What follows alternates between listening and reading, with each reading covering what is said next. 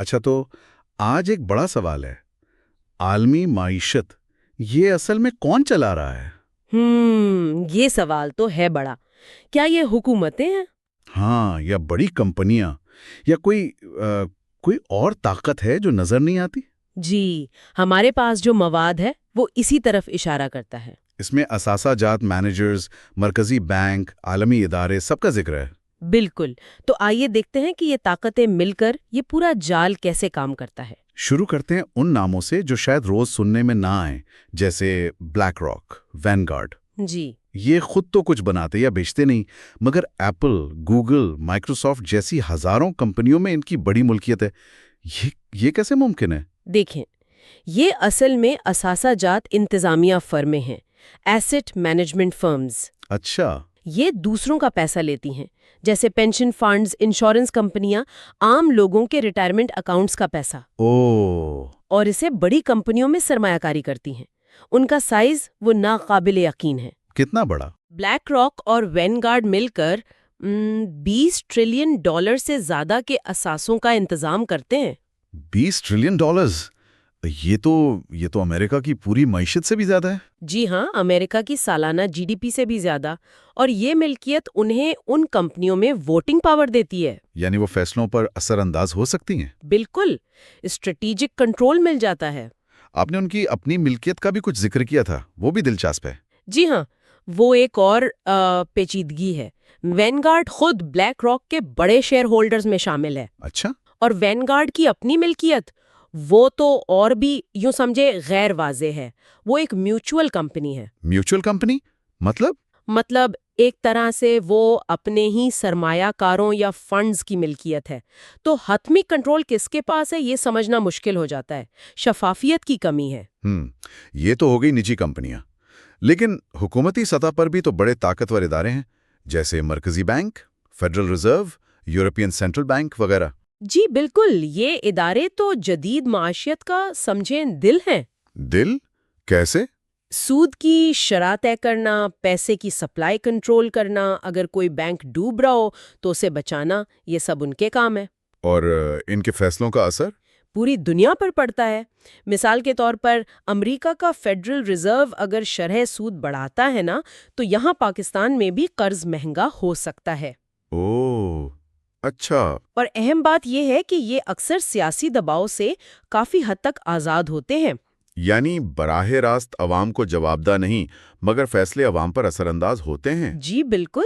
اس کے علاوہ وہ عالمی ادارے بھی تو ہیں، IMF، ورلڈ بینک۔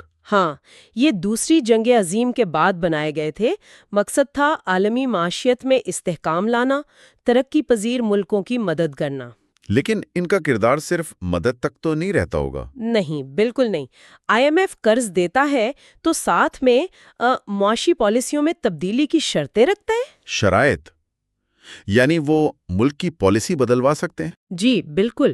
اور ورلڈ بینک ترقیاتی منصوبوں کی فنڈنگ کے ذریعے اثر انداز ہوتا ہے، اور ان میں ووٹنگ پاور وہ رکن ممالک کی معاشی طاقت پر مبنی ہے۔ تو مطلب امریکہ، یورپی ممالک، ان کا اثر زیادہ رہتا ہوگا؟ لازماً، ان کا ووٹنگ شیئر زیادہ ہے۔ ایک اور نام کا ذکر کم سنا ہے، bank for international settlements, BIS۔ صحیح کہا آپ نے۔ BIS کو مرکزی بینکوں کا مرکزی بینک کہتے ہیں۔ اچھا، یہ کہاں ہے؟ یہ سوئٹزرلینڈ میں ہے۔ یہ دنیا بھر کے مرکزی بینکوں کے درمیان تعاون اور عالمی مالیاتی قوانین پر مشاورت کا ایک پلیٹ فارم ہے۔ کافی خفیہ طریقے سے کام کرتا ہے۔ تو یہ جال کافی پھیل گیا ہے، پرائیویٹ کمپنیاں، مرکزی بینک، عالمی ادارے، اور پھر وہ کمپنیاں جن کا نام ہم روز سنتے ہیں، گوگل، ایمیزون، تیل کمپنیاں۔ بالکل، یہ ملٹی نیشنل کارپوریشنز یہ صرف یہی طے نہیں کرتی کہ ہم کیا خریدیں، کیا دیکھیں، بلکہ حکومتوں پر لابنگ بھی کرتی ہیں۔ لابنگ؟ جی، پالیسیوں پر اثر انداز ہونے کے لیے، سیاسی مہمات کو فنڈ دینا اور میڈیا کے ذریعے عوامی رائے بنانا۔ تو وہی بلیک راک اور وینگارڈ جیسے نام بڑے حصے داروں میں ملیں گے۔ یہ سب جڑا ہوا ہے۔ صحیح۔ اچھا، اس میں ریاستوں کی اپنی طاقت کہاں آتی ہے؟ امریکہ، چین، روس، یورپی یونین، یہ تو خود بڑی طاقتیں ہیں۔ یقیناً، یہ تو معاشی اور فوجی دونوں لحاظ سے سپر پاورز ہیں۔ یہ تجارتی معاہدوں، پابندیوں، کرنسی کنٹرول، سفارتکاری، یہاں تک کہ جنگ کے ذریعے بھی عالمی معاشی منظرنامے کو بدل سکتی ہیں۔ یعنی ہر عالمی مسئلے کے پیچھے کہیں نہ کہیں معاشی مفاد جڑا ہے؟ اکثر ایسا ہی ہوتا ہے۔ تیل، گیس، معدنیات، ٹیکنالوجی، تجارتی راستے، ان سب پر کنٹرول کی جنگ ہے۔ اور آج کل معلومات کا دور ہے، میڈیا، سوشل میڈیا، اس کا کنٹرول؟ وہ بھی تو انہی بڑی کارپوریشنز اور ان کے پیچھے موجود مالیاتی اداروں کے ہاتھ میں ہے، کافی حد تک۔ جو بیانیہ کنٹرول کرتا ہے، جو توجہ کو کنٹرول کرتا ہے، وہ ایک طرح سے فیصلوں کو بھی کنٹرول کرتا ہے۔ تو اگر خلاصہ کریں تو نتیجہ یہ نہیں کہ کوئی ایک خفیہ تنظیم سب کچھ چلا رہی ہے۔ نہیں، ایسا نہیں ہے۔ یہ ایک نیٹ ورک ہے، ایک جال ہے جس میں کون کون شامل ہیں؟ بڑی سرمایہ کار کمپنیاں، مرکزی بینک، عالمی مالیاتی ادارے، بڑی کارپوریشنز اور طاقتور ریاستیں، یہ سب اس نظام کا حصہ ہے، اور سب کسی نہ کسی طرح اس سے فائدہ بھی اٹھا رہے ہیں۔ اور یہ نظام چل کس چیز پر رہا ہے؟ بنیادی طور پر قرض، ڈیجیٹل کنٹرول اور مسلسل منافع اور ترقی کی سوچ پر۔ یہ سمجھنا کہ یہ سب کتنا پیچیدہ اور آپس میں جڑا ہوا ہے، یہ واقعی اہم ہے۔ جی ہاں، اور شاید یہ جاننا ہی تبدیلی کی طرف پہلا قدم ہو۔ سوچنے کی بات یہ ہے کہ کیا یہ جو لامحدود ترقی اور منافع پر مبنی عالمی ڈھانچہ ہے، کیا اس کا کوئی متبادل ممکن ہے؟